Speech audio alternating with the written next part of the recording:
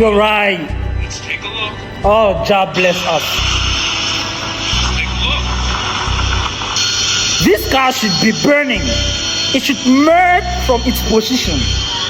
Front of the engine. Behind the engine. It should be merging, but then it flies because it is being pushed by pressurized air, not hot air. Not hot air. It's pressurized air. No flames. Now, do y'all realize in that video, that car sat there and let that plane just blow on it for like 5 to 8 seconds before it blew it away? Was that car being bombarded with high heat? No. Let's stop there. Listen, man.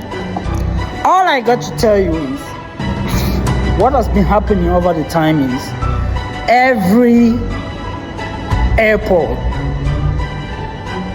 used airplanes to transport fuel from the countries that supplied them to the countries that were supposed to consume this fuel, either in jet planes or in cars, not in airplanes themselves.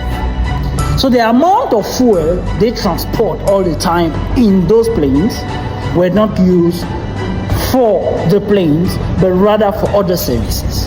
That's how I conclude it.